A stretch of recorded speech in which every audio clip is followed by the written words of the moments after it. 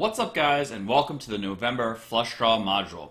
I'm really excited about this module because I know a lot of you guys have been asking this for a long time, and I'm particularly excited about what we're going to be recording in this video, which are the 20 Upswing Poker flush draw rules. What happened, the way we went about creating this module is I made sort of like all of the different individual videos, all the different topics, and sort of pre-flop, post-flop situations I wanted to talk about, and then as they came up, I would just sort of actually for the first time sort of transcribe my thoughts on like, okay, well, yeah, this is what I'm actually doing here, even though I intuitively knew it, I never actually said it out loud.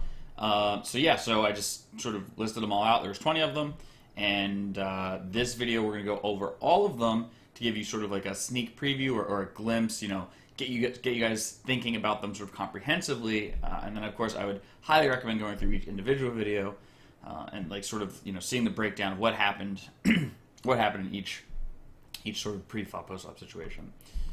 So without further ado, we're gonna kick things off.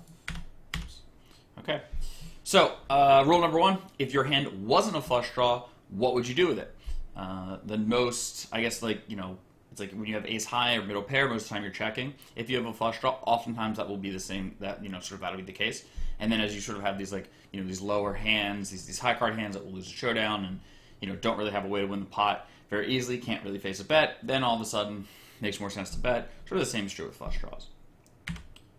Number two, you mostly check the nut flush draw, except in instances where it's a strong hand. Essentially what this rule is that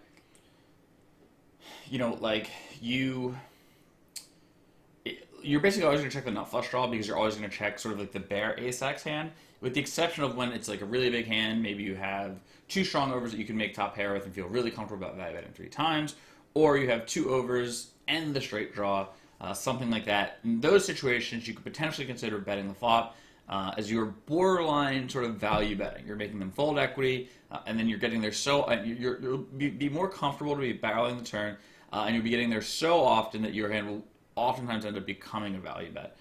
So these situations sort of where you bet, get to the turn, and it's really centers around the turns. You bet, you get to the turn, and then you have sort of a weak flush draw, weaker ace-high flush draw with no real outs other than the overcard, which the ace, which may or may not be good enough to value bet, and then sort of the flush draw itself. So what ends up happening is oftentimes you're betting and sort of putting in money in the pot behind, not making them fold the best hand enough, or not getting sort of enough value, so to speak, when they were to call. So for the most part, you check them on the flop, and then since, again, like I said at the beginning, you're checking your bare ace hands as well, and then you can use them as bets and bets and raises in conjunction with the bare ace, sort of like later in the hand. You can make really big bets and raises because but if you have it, they definitely don't have the nuts, and if you're holding the ace blocker, they also definitely do not have the nuts. Number three, middle pair, and a flush draw is almost always a category 2 hand. Yep, same thing as sort of the rest of the lab strategy. It's like if you have middle pair, it for the most part would be a category 2 hand. If it has a flush draw, it doesn't really make it that much different. Conceptually, one of the different things is that, because your middle pair also has a flush draw, you'll often be able to improve and then keep betting. And I think that's maybe where a lot of players get tripped up. They're like, oh, but this is like, I'm making so many chips by betting. It's like you sort of already have won the hand. By flopping a middle pair and a flush draw, you've kind of already won. And it's all about maximizing your chips, and you'll likely do that by checking the flop. Number 4, flush draws that also have straight draws and or overcards can be played as a flop check raise to deny your opponent's ability to relentlessly bet when checked to. So, and this comes up in single raise and 3-bet pots, but I'm sure you guys have played against people that, you'll be the pre-flop raiser, and then you'll check, and they'll use a small bet size. Versus the strategy, and it's probably they're betting a lot of middle pairs, betting a lot of hands just try to see where they're at, deny equity. What shuts the strategy down is raises. So the last thing, if you bet 5s on 10-9-4 on the button after calling a pre-flop raise, the last thing you want to see is a check raise. This is by occasionally raising with these hands, and a sort of variety of other hands as well I talked about in the video that created this rule. By raising these hands, you essentially deny your opponent's ability to do that, and then sort of help a lot of these weaker hands, these ace-high hands, these worse pair hands, realize equity because now your opponent is going to be forced to either check more on the flop or to give, again, like let's say you have a hand like on the 10-9-4. Let's say you have a hand like 7-6 of hearts. 7-6 of hearts is a favorite versus a hand like pocket fives, but it's close. I think this is actually such a good hand. The board for 7. Let's say sixes. These hands, I believe, are probably about flipping. By check raising, you take a hand where your opponent has like about 50% equity, and you send their hand to 0% equity if they were to fold the flop, which they probably would. And so you'll make either they're going to sort of let you get a little bit more showdown value with some of your weaker hands, or they're going to put in this bet, which will then subsequently fold with a hand that had enough equity to sort of potentially win the pot in another way.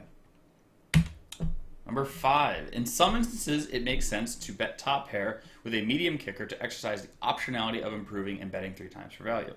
Now, I know this rule was covered extensively in, I believe, possibly 2 videos, but the simple example is this. Let's say that you have a hand like Jack 10 on 10-3-2 with 2 hearts. You're the pre-flop raiser. And especially if you're in position. But out of position can be exercised as well. With some sort of tricky turn strategies, but let's just say that you're in position. Typically, or in many situations, Jack 10 on this board would be a check on the flop. But with a flush draw, it becomes more appealing to bet the flop. The reason being is that if you make a Jack 10 or flush, you'll then be able to your hand will then be able to be a category 1 hand and get those 3 streets of value. So what will happen is I raise Jack 10 from, I think the example was like, let's say the hijack or low jack, doesn't really matter, and the big blind calls. If we were going to let's say that we would bet Queen 10 for value, and we would definitely check 10-9 back. So Jack 10 is sort of a rubber hand. We can bet the flop, and then in the instances where we improve on the turn, we can then bet the turn. If we don't improve on the turn, though, we will check the turn, and what this will do is offer us the optionality to then, well, first of all, we'll be able to call the river probe. So, when your opponent's maybe floating 2 overs or a gut shot and then turns their hand into bluff, where they perceive your range to maybe be almost always folding, you'll have a hand that can call. And then sort of like they were to, if they were to check you would just, you would bet, and you could bluff that spot as well. Not unreasonable, not crazy. So yeah, basically just offering yourself the optionality of getting max value when you are improving. Number 6, mostly check call the nut flush draw out of position. I think this is probably the biggest. I guess this rule's in here twice, and for good reasons that we oftentimes check the nut or higher flush draws, and I think probably most people bet them. So just sort of reinforcing, especially out of position where you're going to be playing more defensively, and you're going to want to have flush draws. You're going to want to have sort of the most sensible flush draws. You want the ones with showdown value that beat sort of the rest of your opponent's high card hands. Number 7, on the flop, if we raise a flush draw and we want it, if we raise a flush draw, we want it to be a big draw. For instance, a straight draw, or straight draw plus flush draw, or overs plus flush draw, or all 3, or a very weak draw that will have trouble on the turn after a flop call. So again, like what we're looking at here is sort of like a game tree analysis. It's like if we have a really weak flush draw, for instance, if we have 10-2 on Jack, maybe like Jack's 7-5, 2 hearts, right? This is like a not good flush draw. There's no straight draw. Like turns some straight draws. You got a deuce in your hand. Like not a lot of opportunity to sort of wiggle your way out of this one. If the turn breaks, turns a queen, you face another bet. It's like, do we call? Raising seems dicey.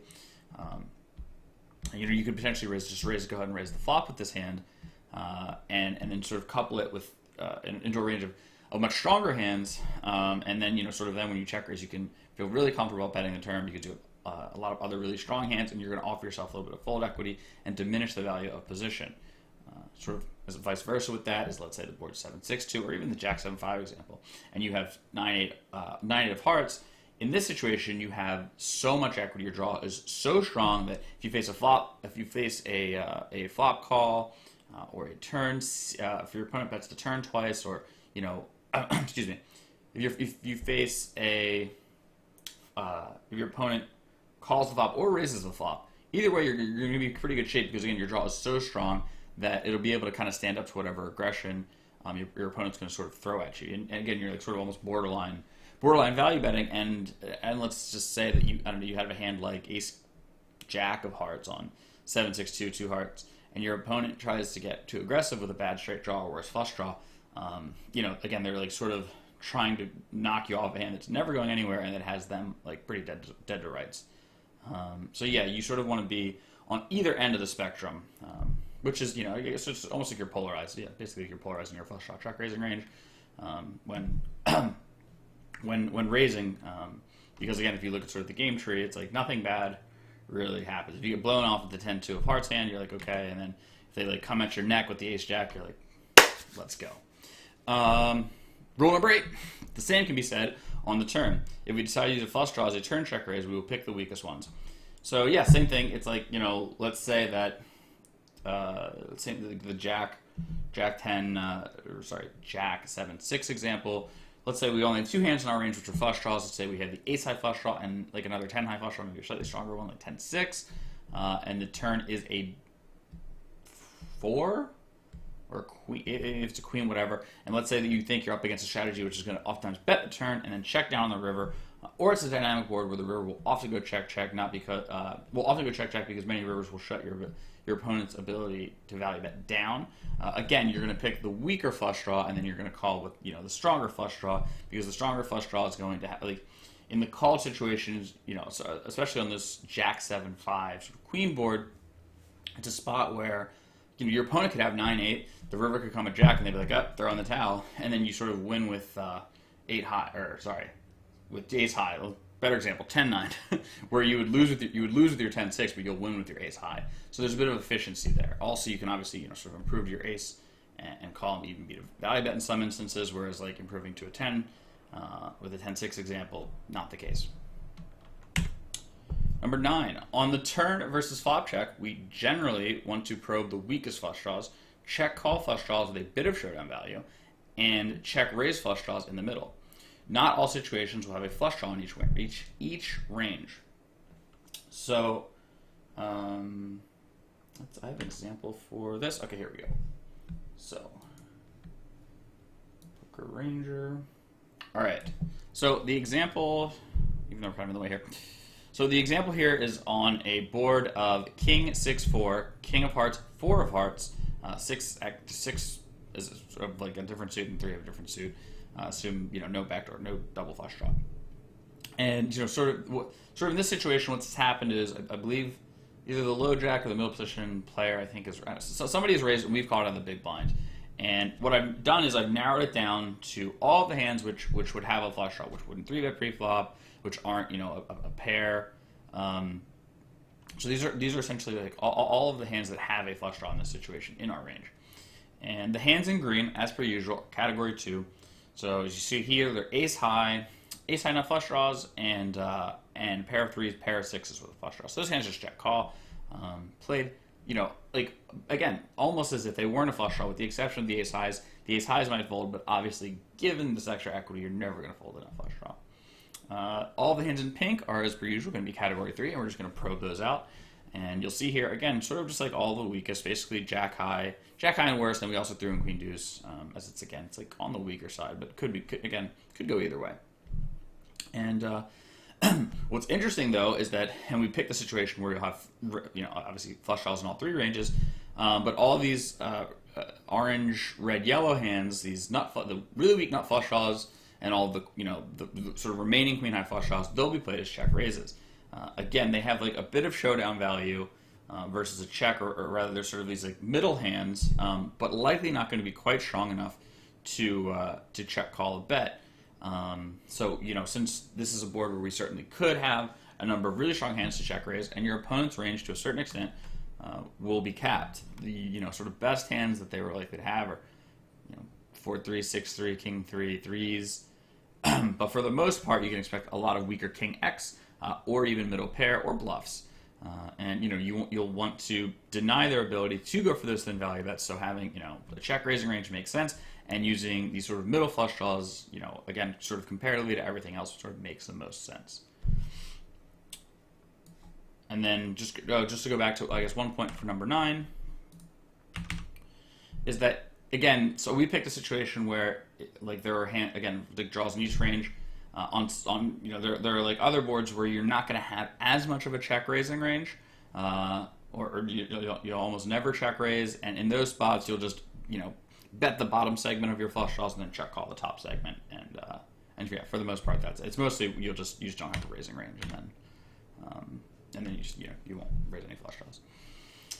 If you're in position by calling, you max. Oh, sorry, no, there should be a comment. If you're in position and you face a bet on the flop, by calling, you maximize the advantage of position by forcing your opponent to provide the maximum amount of information about their hand while concealing information about yours. This is especially true with less than 100 big blinds, where you're in essence what you're doing. I mean, you can leverage like some overbets, but you're not leveraging such a big overbet that that you almost make yourself easy to play against, but you while still sort of getting to play for all your chips. If your opponent were to check the turn, so let's take an example for this, but so let's say the board is 10-3-2-7, and cutoff raise we call on the button. Actually, I guess we could grab that real quick, couldn't we? Why not? All right, cutoff raises. We're on the button. And this is like expanded on in that video, but we'll just do this sort of really quickly. So I'm just again going to focus on the flush draws. So in this situation, if I'm just looking at all my flush draws, I'm like, okay, well, 7 is a pair and a flush draw. We're going to make the turn 6 or 5 to make it easier. So all of these hands. So in essence, what I'm going to do here is I'm going to bet my queen high. Well, queen hand's a pair, but so I guess this is it'll be a value bet, but see, neither here nor there. So I'm going to bet queen 9 and worse flush draws, and then I'm going to check my king high and ace high flush draws. And in essence, what I'm going to do, it's because I will have, again, if you look at my value range, I will have hands that will value bet the turn and then value bet the river, and then hands that will check back that will then value bet the river. By checking back your ace and king highs on the turn, you can then use them as bluffs going to the river. So those would be sort of again like your sort of river bluffs, and so you'll be betting the lower segment on the turn and then bet and barreling, and then you'll be betting or checking the higher segment on the turn to then sort of bet the river as a bluff. If it calls for it, if it don't, only if it's a conjunction with other value bets, and you'll make them fold the best hand sometimes. All right, so implied odds versus pot odds. This is a good one. So we're just going to bust out our handy dandy Ecolab and a notepad. Okay, put the notepad over here, and we need a calculator. So in this situation, I'm just going to say actually I just want really need a notepad for this. So let's say that your opponent has pocket aces, and let's say that we have 6-5 of hearts, and the board is. Well, I was going to use the 10. Well, I guess we could use it again. 10-3-2 jack. Turns a jack. Okay. So 6-5 of hearts has 26% equity. Well, let's say that your opponent bets, I don't know, like 80% pot. Okay. So if your opponent bets 80% pot, you're going to have to call 80 chips to win a total pot of 260. So you need 30% equity to call this, or actually about 31% equity to call this bet. So you're not getting the direct pot odds. So, sort of, if there were no poker to be played on the river, or sorry, on the turn, you would just simply fold. But because on the river, if the river is a heart, really, or a 5, or sorry, a 4, we have a straight draw, right? Yeah, 4. There was a heart or a 4. In essence, what we'll be doing is we'll sort of be playing perfect. When we were improving and our opponent checks, let's say we're in position. When we improve and our opponent bets, I mean, we're going to win a huge bet, like 80+% of the time. Like if it's a 4, 100% of the time. If they bet the river's a 4, they bet 3/4 pot. If you win, a 3/4 pot, I mean, maybe even bigger, you shove it, you could win that with 100% equity. That's going to again sort of the implied because that's sort of like an outcome for your hand, it makes calling with draws that don't have direct pot odds potentially the correct play because, again, this sort of raw equity calculation assumes that your opponent plays perfectly on the river, but because there's sort of a multitude of range of hands that you can have, these and your opponent doesn't know which hand you have, draws can become much more valuable. So, sort of for many draws, really for all draws, it's not just a straight pot odds calculation. You also want to calculate the implied odds of the situation. In other words, when you do get there, how many chips do you figure to win? Because when you don't, you'll just fold and be out of the pot, or potentially bluff your opponent. Like the river could be, I don't know, like a 7 or something, and then they check and you can turn and bluff, and they fold queen high or ace high or whatever. Number 13, raising lower combo draws in the flop and 3-bet pots out of position can be a very effective way to prevent opponents from betting when checked to. You can also call the flop and check raise all in on the turn. So this is the same thing. It's like let's say that we 3-bet. Let's grab the small blind 3-bet range. All right, so this will likely most often happen in the small blind. Okay, so this is our small blind 3-bet range, right? Let's say we have all the hands. Because the pot to stack ratio is going to be so shallow, and sort of flush draws are going to have such sort of like swell equity, versus even if we do it like this. So let's say we just have like versus ace 10, like really just money hand, and no limit. It's like sort of like a flush draw with nothing else going for it versus a really top of range hand for your opponent is still going to have sort of high 30s equity. And by the time you've 3-bet and then you've check raised the flop, chances are you're sort of like just going to be able, you're going to be able to just call it off, and it puts your opponent in a situation where sort of value of a lot of the hands they could be betting the flop with are not that great. Sort of, it's like, yeah, they have a lot of equity versus your range, but to like get all in, it's like once they get all in, they're up against a flush draw, they're sort of dead. It puts them in a really, really difficult situation, because if the so the other hands, if they were to have like a hand like 8s and you were to have a hand like king 10, ace 10, or they have ace 10, you have a hand like jacks, drawing very, very slim.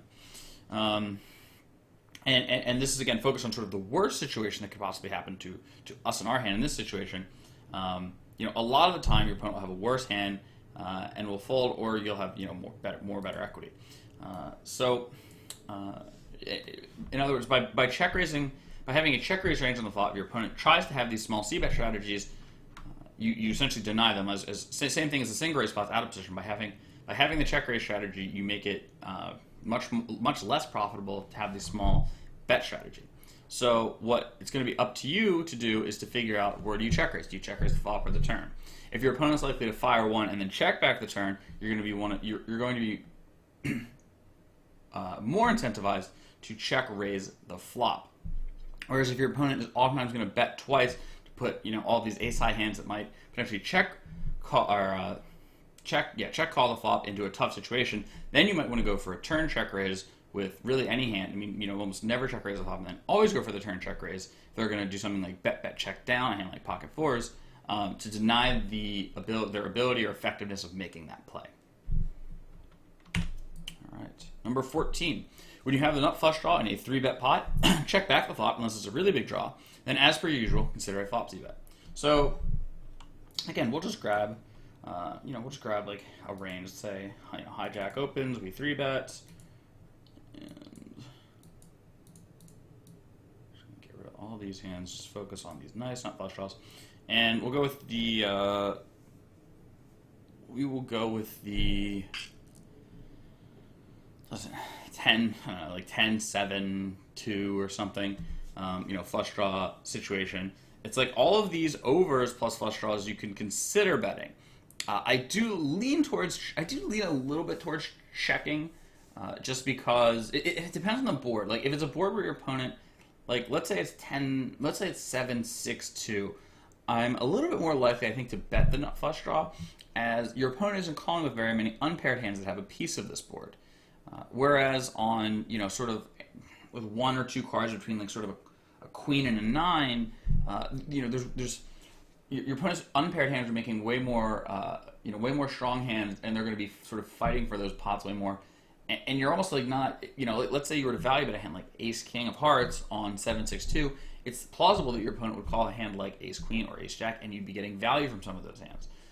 Whereas on Queen 9-5, a lot less high card hands are going to be able to call the flop because your opponent has all of these unpaired hands that have made pairs that will now call. So I would maybe split it up a little bit like that. It's like the boards I'm trying to be more defensive, I'll be less likely to bet them. The boards I'm not going to be as defensive, just having a plain, old-fashioned, no flush draw Ace King is just fine to call down for me. I'll be willing to check those back and then just sort of hero call down as with the range that I see as appropriate. So yeah, that's rule number 14. Rule number 15: 3-bet pots as the pre-flop raiser. For the most part, check the nut flush draw. We've covered that. I think this is the 4th or possibly 5th time I've said that. But yeah, for 80% of the time, that's what you'd be doing with the nut flush draw on the flop. Sometimes check raise a low board with a big flush draw or a combo draw. Again, it will sort of depend upon your positions and strategy. But yes, in general, the really low draws or the really big draws, function the best as check raises. Pair and flush draw type hands, or any pair plus flush draw hand, generally will be in category 2, so you'd be checking, check calling, or checking back, or whatever. And the low flush draws in general, again, it sort of depends on the board, but again, the lower the flush draw, the more enticing it will be to bet and barrel it, and the higher, sort of the lowest flush draw, we're almost always betting and barreling, and then the flush draw, we're mostly checking. While it's not always true, for the most part, it's true, and it's a good. If you don't know what to do, or you're looking for like a sense of well, in general, conceptually, what should I be doing? Do that. Number 16, on monotone boards, both bet and check the top 3 flush draws, mostly check flush draw 4 through 7, and then mostly bet flush draw 8 through 10. What the hell does that mean? Great question. So, all right. Actually, I have a better. Where's the Equilab one? The Equilab one, I think, is a better way to display this information. Okay.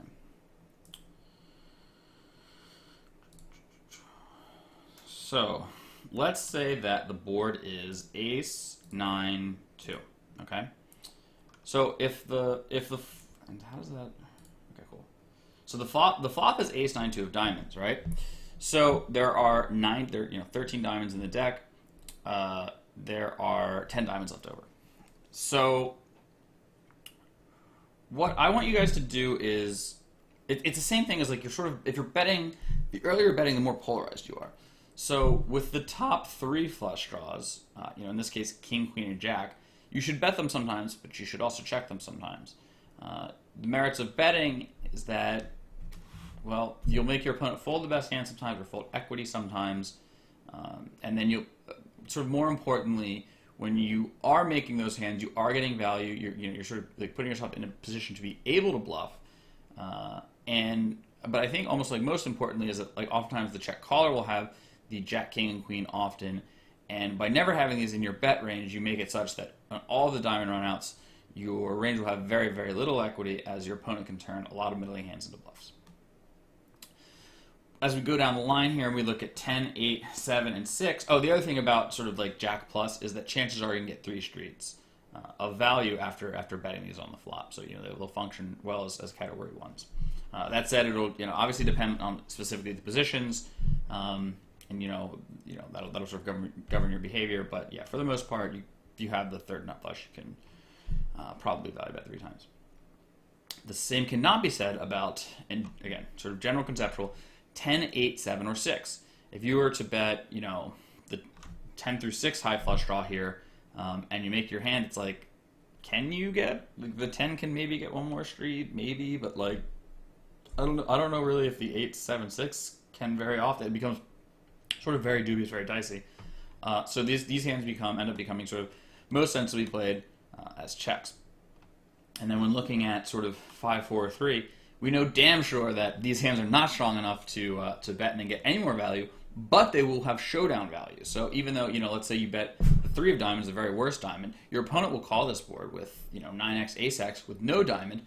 So, versus those hands, you'll have a bit of showdown value, and you will be looking for bluff hands on those boards. And there's oftentimes not going to, other than like a diamond, you really don't. I guess you could have 4-5, but you're sort of up the river without it. Yeah, you're up the creek in a rowboat with no paddles. So the three, 4, and 5 are in some sense your paddles. They have a bit of equity and they can win some showdowns. So yeah, those are just sort of sensible hand selection to bet with. And then obviously it'll change given what people's pre-flop ranges are, like what specifically the board is. So, but you should just be thinking it in terms of which diamonds are left, what's in my range, and how to play. Oh, that's it. Real quick, just last thought about this is that you do sometimes want to check the those top 3 flush draws as well, because again you sort of want them to have those in both ranges, because you don't unless you sort of specifically know that you're comfortable having them stacked in one range or another. You don't want to be you're trying to avoid being exploitable by having too many strong hands in one ranges and thus sort of letting your opponent take advantage of you in either the bet or check lines. Rule number 17. In the RFI spots where you have ace X plus a backdoor flush draw, for the most part, you almost always check. So yeah, and this is actually going to be different in 3-bet pots, but if you're, because you can't, you just have so much ace high after being an RFI player and facing a call, you can't really check, you can't call all of your ace high, so you want to pick the most sensible ones. Ones with backdoor nut flush draws, are obviously the best. And since you're basically always checking them to begin with, it's like then where do you check and check calling? And you're check calling, the strongest hands. Number 18. On a board such as 10, 8, 3, 2 clubs, with a hand such as Jack 7, 1 club, or Jack 7, no clubs, you will barrel the club on flush runouts and not the club on not flush runouts. So, yeah, pretty straightforward. Let's say you have a flush draw and you have there's a flush draw on the flop and you have an offsuit hand that has one of those suits. You're gonna sort of, Jack 7 on this board is gonna, in most situations, almost always be a category 3 for the strategy that we're using. You're gonna bet and then barrel Jack 7 with the club when the club rolls off. So you're almost always gonna bet the flop a turn. But then what do you do on the river? You can't bet everything, especially in a lot of brick situations where all of your draws are missing, and you're gonna want to bet with some, but not all. In those situations, you'll choose to, again, so when the flush draw bricks, you're gonna bet Jack 7.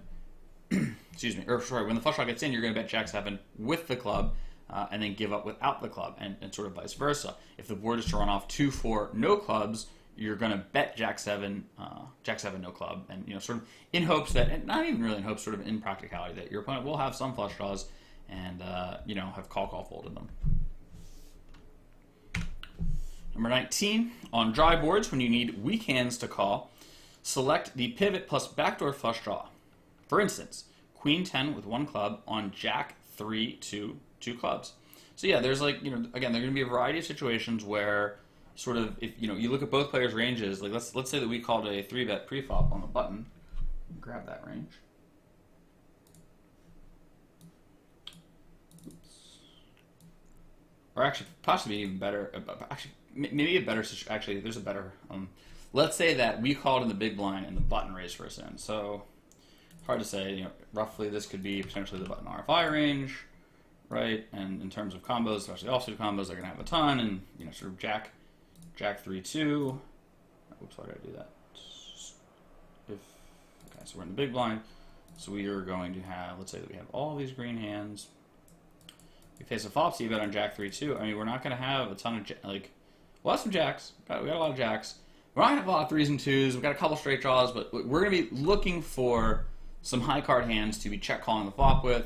We're going to want to select them efficiently. So having the pivot, meaning, if it's a 6, it will be, we're going to have 8, 7, 7, 5, or what's the low one? 5, 4. You sort of want to select sort of the best pivot would be on, for instance, Jack 3, 2 would be King, Queen, and then Queen 10, and then 10, 9. So you're mostly always be calling King, Queen, call Queen 10 with with 1 club, and then call 10, 9 maybe if you only have the 10 club, something like that. It's just a way of selecting, again, going through, and this is actually covered in length about how you can have all these bluffing hands you have to select down, and so selecting down efficiently, really just based on equity. Flushes are fucking awesome. So yeah. And number 20, final rule, ace of diamonds XX in 3-bet pots. We're going to use those as flop C bets and then barrel off when the flush gets in.